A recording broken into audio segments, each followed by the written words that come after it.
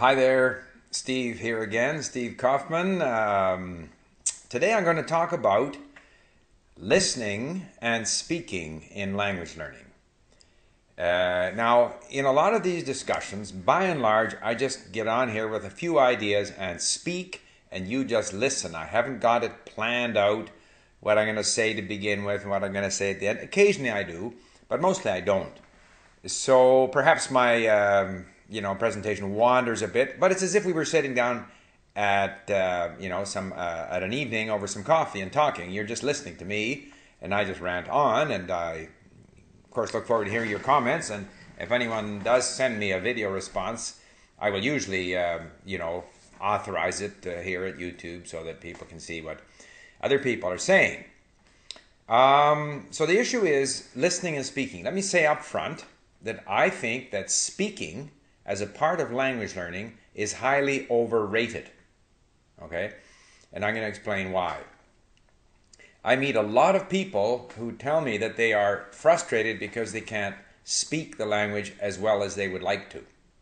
So that there's frustration at not being able to speak well. I meet people who tell me that they can understand well, but they can't speak well. But normally, in my experience, that is not the case. There are people who read well and who can't speak, but I don't really recollect having met many people who understand the spoken language well, like are totally comfortable listening and understanding, but who have trouble speaking. I have met a lot of people who can speak and who seem to be able to speak the language and don't understand when you speak to them at a normal sort of speed.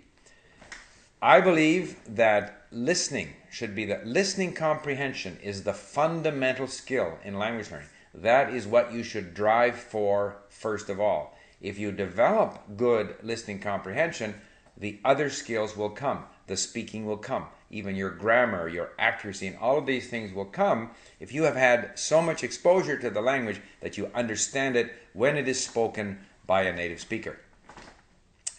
Listening has a number of other advantages. It's very easy to organize. Now, the last, I would say, 10 days or so, I've been focusing on Italian because I want to do a video in Italian. And I had, in my previous video, I said that I would leave a little trailer of a little video shot of driving up to Whistler, listening to I Promessi Sposi, where he talks about the Lago di Como, and we're driving by Howe Sound, and you see the bit of the water in the mountains and so forth. I messed up technologically, so we didn't add that to my last video. I'm hoping it'll work today. The point is that for the last 10 days, I have been listening to a lot of Italian. I have been listening to I Promessi Sposi, which I've been studying here at Link, because I got the text so I can go through and save words. I also found these fascinating podcasts on Radio 2 alle 8 della sera, and I've been listening to podcasts about Charlemagne, about the history of cuisine, mostly in Italy, Frederick the Great of Prussia, and learning about all kinds of stuff. And I am so much enjoying my listening to Italian that I have postponed doing my video in Italian, because the original plan was I would do my video in Italian and I'd be off Italian and then I'd spend a week on Swedish getting my Swedish up, and then I would do a video in Swedish. In a way, I could just do the videos, but I just feel I may as well, be as, brushed up as possible in my languages. But I don't want to leave Italian because I'm having so much fun. And so the listening is so easy to organize. An hour and a half up to Whistler, an hour and a half back, I'm listening to Italian. I'm in my car for 20 minutes to the office and back, I'm listening to Italian. I just finished, doing the dishes and cleaning up the kitchen. This one here, I've got a little dock that I can put it into, so I'm not always listening on my earphones. I have two different MP3 players. I have different stuff in each one of them. I have a variety of earphones. These are very good, especially when my wife plays the piano. I've got these, which are Bluetooth, so that I don't snare the wires on anything. I've got other ones for when I go jogging or exercise. I listen a lot. I can do it all the time. And when I'm listening, it's not just that I'm listening to the language. I'm either enjoying a novel or I'm learning about history, and this is true in all languages because the resources that are available now, the podcasts for German, for Czech, for Russian, for Italian, for Portuguese, any of the languages that I've been dealing with.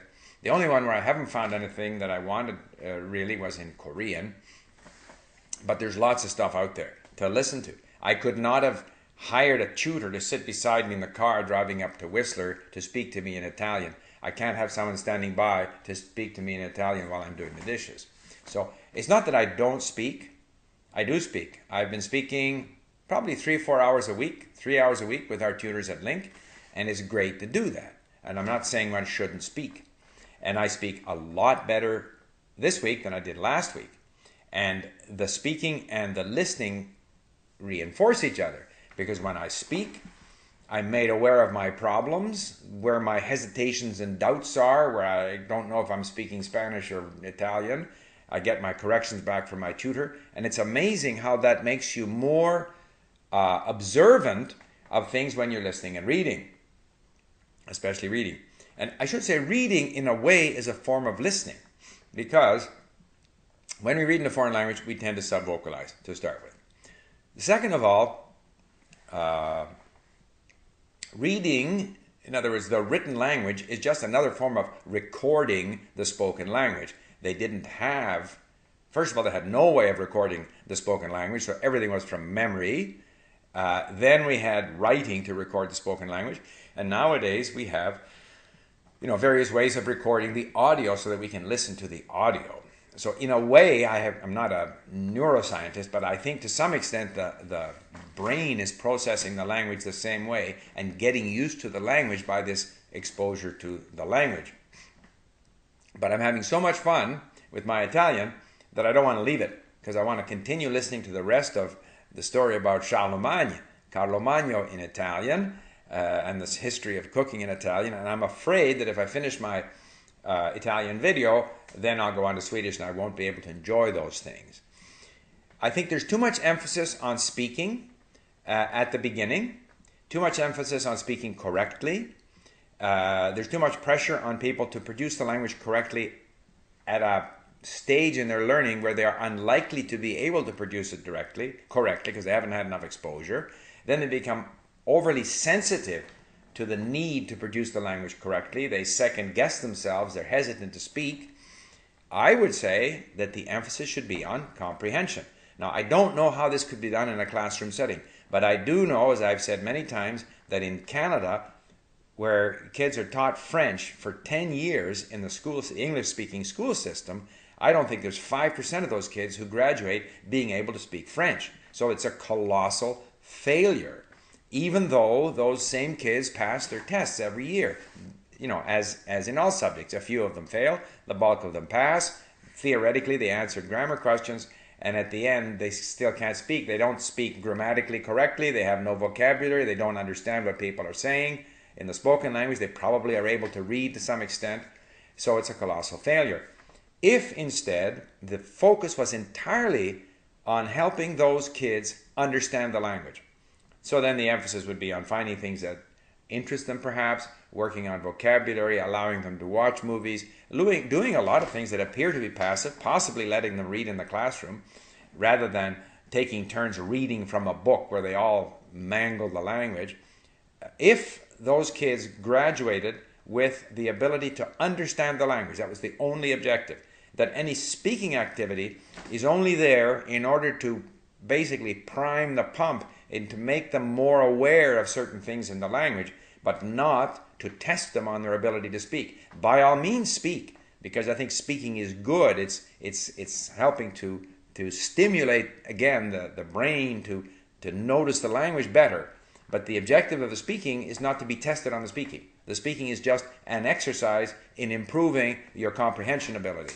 And if, at the end of this period, people graduate being able to understand the language well, if they then want to learn to speak, they'll be able to learn to speak very quickly. If someone graduates from, say, French in a Canadian school and goes off to Quebec or France, and they fully understand what people are saying, they will learn to speak very quickly. They'll have much more confidence going into that. If, on the other hand, they have some vague notions of the 16 verbs that take être and something about gender and limited vocabulary and don't really understand, they will go to France and they will be lost, and it'll take them a long, long time to improve. So, I repeat, I believe that listening is more powerful in language learning than speaking. It's more easy to arrange. We have powerful tools that make it better than ever. We have resources available on the internet. It should be the prime focus of language learning. First of all, learn to understand the spoken language and learn to understand it well, and that means acquiring a lot of words. Now, just to give you an illustration of how one can be, I should add too that the advantage of listening is, and of course you have to get past that initial stage where you're listening to silly things for beginners. Not, by the way, kiddies' stories, which I find are more difficult because they use more strange vocabulary than simple stories designed for the learner. You can't get away from it for the first month or two, but as soon as possible, move into the real stuff. Try to have text available so that you can look up the words and increase your vocabulary, much as we do at Link, and then get on to things that are of interest. And then it just becomes so fascinating. You're hardly aware that you're learning a language. You're learning things about Charlemagne. You're moved. Like if I listen to Promessi Sposi, which is a novel written in the 19th century about Italy in the 16th century or 17th century, you're taken into a different language world, a different cultural world. If you want a different historical world, you're learning about things. It's a marvelous experience. It's a much more rewarding experience than struggling to use the language when you have no words. So, yes, we need to speak, and eventually, to speak well, you need to speak a lot. But step one is to be able to understand the spoken language on a variety of subjects. That should be goal number one. And I will leave you then with this narrative from I Promessi Sposi. Hopefully it works. While I'm driving up to Whistler. So I'm driving in the 21st century, but I'm in a world about the 17th century written by someone in the 19th century. Thank you for listening. Bye for now. Quel ramo del lago di Como che volge a mezzogiorno tra due catene non interrotte di monti, tutto a seni e a golfi, a seconda dello sporgere e del rientrare di quelli. Vien quasi a un tratto a restringersi e a prender corso e figura di fiume, tra un promontorio a destra e un'ampia costiera dall'altra parte. E il ponte che ivi congiunge le due rive par che renda ancor più sensibile all'occhio questa trasformazione e segni il punto in cui il lago cessa e l'Adda rincomincia, per ripigliar poi nome di lago dove le rive, allontanandosi di nuovo, lasciano l'acqua distendersi e rallentarsi in nuovi golfi e in nuovi seni.